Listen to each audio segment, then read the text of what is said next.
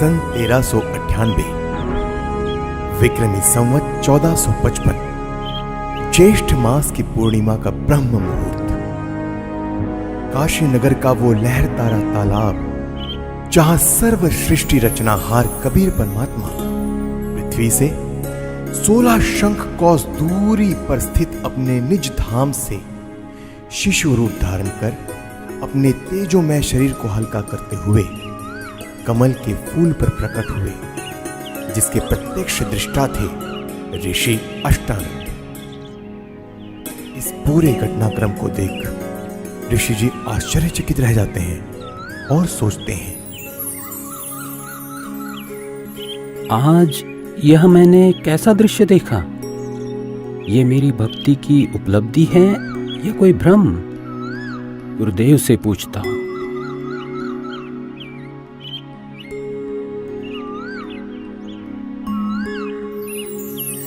ऋषि अष्टानंद जी के गुरुदेव थे स्वामी रामानंद जी, जो कि विष्णु जी के उपासक थे और वैष्णव धर्म का प्रचार किया करते थे, जिसके लिए उन्होंने 1400 ऋषि शिष्य प्रचारक रूप में भी बना रखे थे।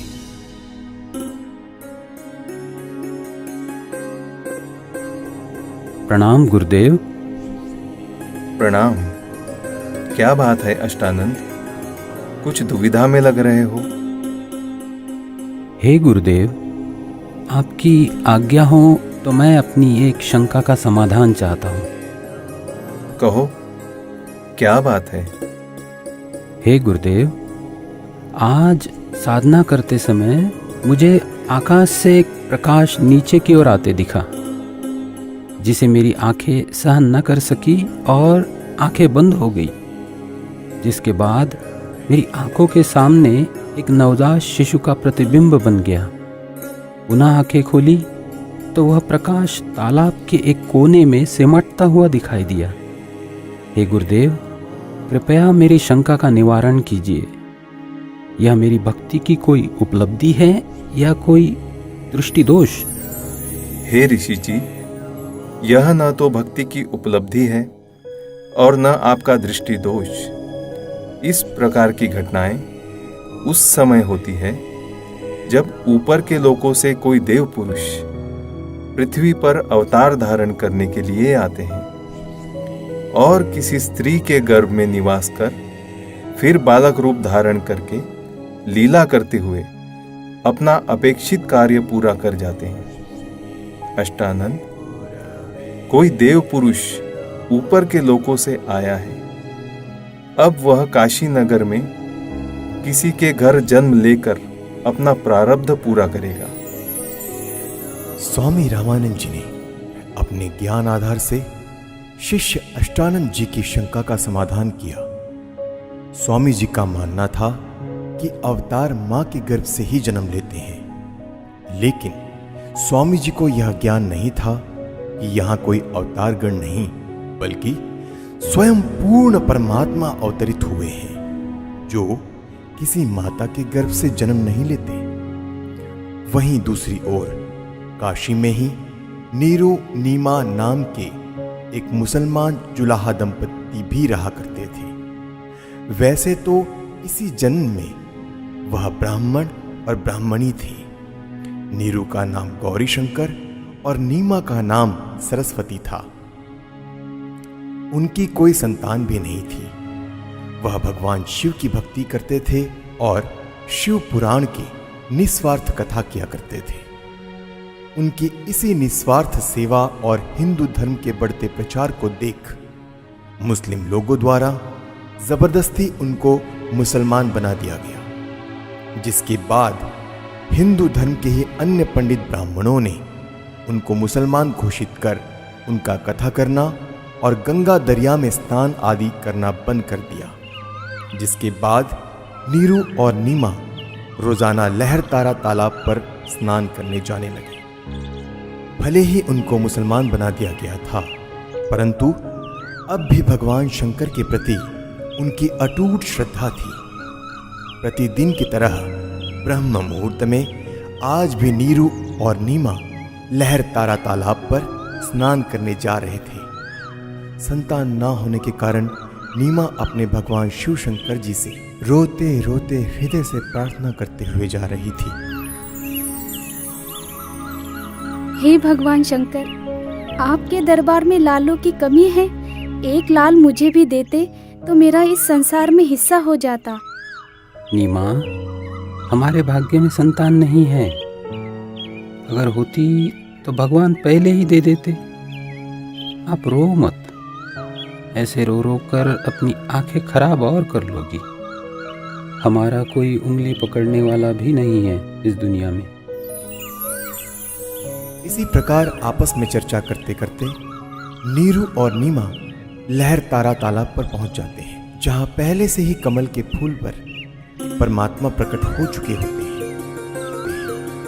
प्रथम नीमा स्नान करके तालाब से बाहर आती है, फिर बाद में नीरू स्नान करने के लिए तालाब में प्रवेश करता है। जब नीरू स्नान कर रहा होता है तब नीमा पहले वाले वस्त्र धोने के लिए पुनः किनारे पर आती है और उसे सामने कमल के फूल पर कुछ हिलता नजर आता है।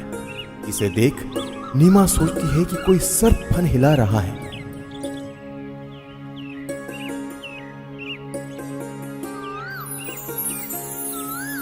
देखना जी, कमल के फूल पर बालक है। कमल के फूल पर बालक है। ये तो बच्चे की चाह में बिल्कुल पागल हो गई है। अब तो इसको जल के अंदर भी बच्चे दिखाई देने लग गए हैं। ये शंकर भगवान, इसको सद्बुद्धि दो दाता। देखना जी, कमल के फूल पर बालक है। बस कर नीमा, अब तुझे यहाँ जल में भी बच्चे दिखाई दे रहे हैं। जल में कहाँ से बालक आएगा? हे भगवान! देखना जी, वो बच्चा डूबेगा जल में।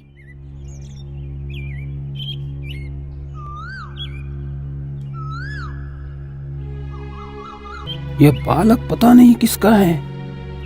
अब इसको हम घर लेकर जाएंगे तो नगर के लोग पूछेंगे कि किसका बालक चुरा कर लाए हो।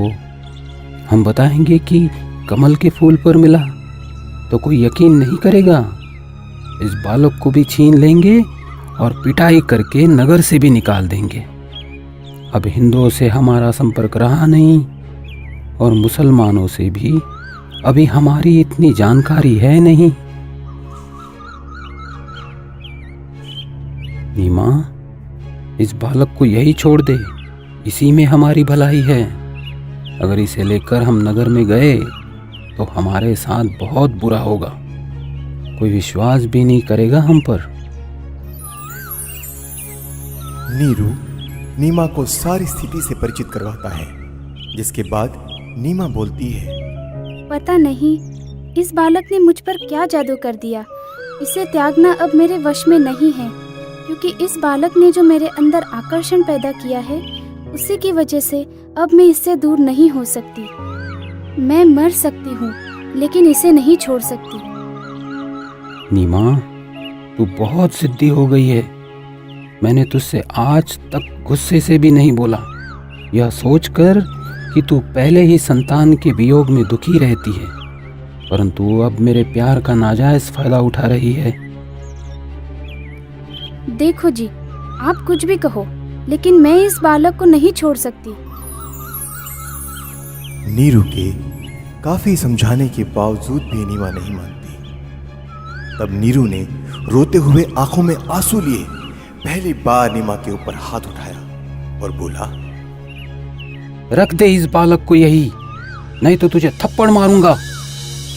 नीरू, मैं तुम्हारे लिए ही आया हूँ। मुझे घर ले चलो, तुम्हें कोई कुछ नहीं कहेगा। ये क्या बालक बोल रहा है? जरूर यह भूत प्रेत या कोई सिद्ध पुरुष है। हे शंकर भगवान, लाज रखना। यह विचार कर नीरू चुपचाप बच्चे को घर ले जाता है। परमेश्वर का शरीर बहुत सुंदर था। आंखें जैसे कमल के फूल हो, घुंघराले बाल, लंबे हाथ और उनकी लंबी लंबी अंगुलियां। शरीर से मानो नूर झलक रहा हो। पूरी काशी में ऐसा अद्भुत बालक नहीं था। नवजात शिशु रूप परमेश्वर कबीर जी को देखने के लिए पूरा काशी नगर उमड़ पड़ा।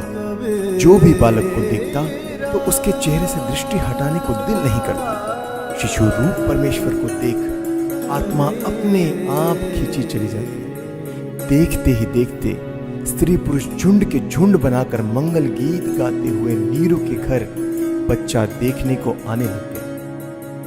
परमेश्वर कबीर जी को देखकर कोई कहता यह बालक तो देव अवतार है, कोई कहता कि यह तो साक्षात विष्णु जी आए हैं, कोई कह रहा था यह भगवान शिव ही अपनी काशी नगरी को कृतार्थ करने के लिए उत्पन्न हुए हैं। अपनी अपनी समझ के अनुसार कोई कुछ कह रहा था तो कोई कुछ। यह सब सुनकर नीमा अप्रसन्न हो जाती है। मेरे बच्चे के विषय में कोई कुछ मत कहो। तुमने कभी बच्चा देखा भी है कि नहीं?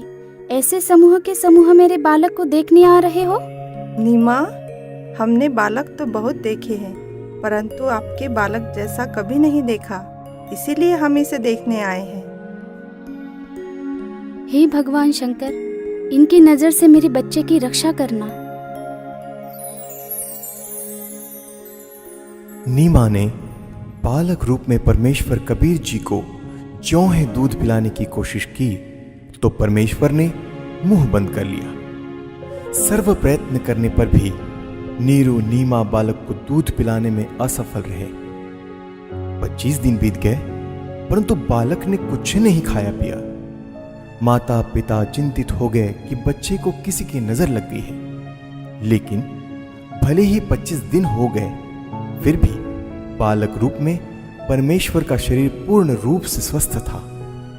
परंतु नीमा को डर था कि बिना कुछ खाए पिए यह बालक जीवित कैसे रहेगा, इसकी कभी भी मृत्यु हो सकती है। यह सोचकर एक दिन नीमा फूट फूट कर रो रही थी और व्याकुल होकर भगवान शंकर से रह रह कर प्रार्थना कर रही थी कि हे शंकर भगवान, या तो ये बालक देना ही नहीं था, जैसे तैसे रो धो कर मैं अपना जीवन व्यतीत कर लेती, और अब दिया है तो ये मुझसे छीनो मत, इसके बिना मैं नहीं रह सकती। ये बालक मरेगा तो इसके साथ मैं भी मरूंगी। तब परमात्मा जो अजर अमर अविनाशी हैं भगवान शिव को प्रेरणा करके बुलाते हैं, क्योंकि उन्हें पता था कि मैं तो मारूंगा नहीं पर मेरी चिंता में जरूर मर जाएगी। क्यों रो रही हो बेटी? क्या परेशानी है आपकी? हे महात्मा जी, हम निसंतान थे। 25 दिन पूर्व भगवान शंकर जी ने यह बालक हमें दिया, लेकिन अभी तक इस बच्चे ने दूध नहीं पिया। सभी कोशिशें करके हम थक चुके हैं। आज भी इसने कुछ भी आहार नहीं किया।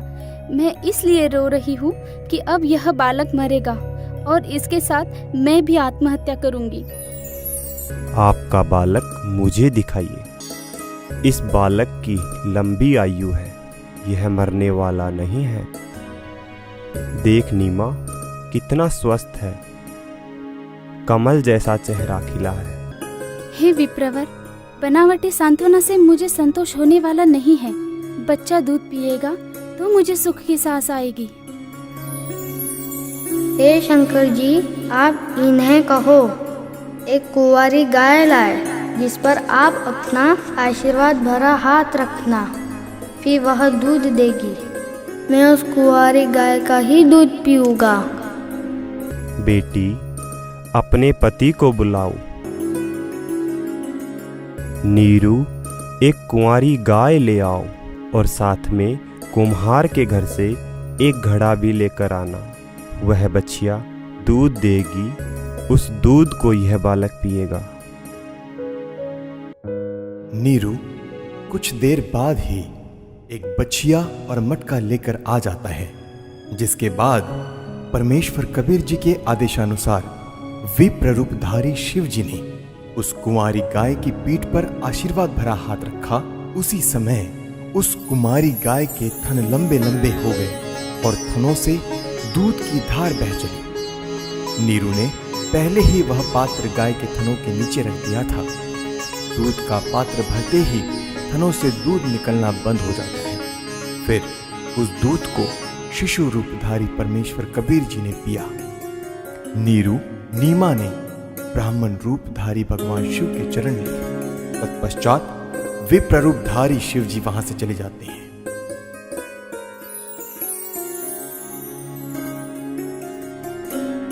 नीरू नीमा पहले हिंदू ब्राह्मणी थे, तो लालचवश ब्राह्मण लोग बालक रूप परमेश्वर का नाम रखने नीरू के घर आते हैं। लेकिन मुसलमानों का दबदबा होने के कारण उनसे हिंदू समाज दबता था। काजियों ने कहा कि अब यह मुसलमान हो चुके हैं, लड़के का नामकरण हम मुसलमान विधि से ही करेंगे। इतना कहकर नामकरण के उद्देश्य से काजी कुरान शरीफ को खोलता है, जिसमें प्रथम पृष्ठ की प्रथम पंक्ति का प्रथम अक्षर कबीर लिखा मिलता है। काजियों ने सोचा कि कबीर नाम का अर्थ बड़ा होता है, तो एक छोटी जाति के बालक का नाम कबीर रखना उचित नहीं रहेगा। यह सोचकर काजी द्वारा पुनः पवित्र कुरान शरीफ को खोला गया, तो दोनों पृष्ठ पर कबीर कबीर अक्षर लिखे मिले। इसके बाद काजी ने पूरी कुरान शरीफ का निरीक्षण किया, तो पूरी कुरान शरीफ में कबीर कबीर कबीर अक्षर लिखा था, अन्य लेख नहीं रहा। यह कोई साधारण बालक नहीं है, इस बालक ने कोई जादू जंतर करके हमारी कुरान शरीफ को ही बदल डाला। हे काशी के काजियों, मैं कबीर अल्लाहू अकबर हूँ। कल युग में मेरा नाम कबीर ही रहेगा।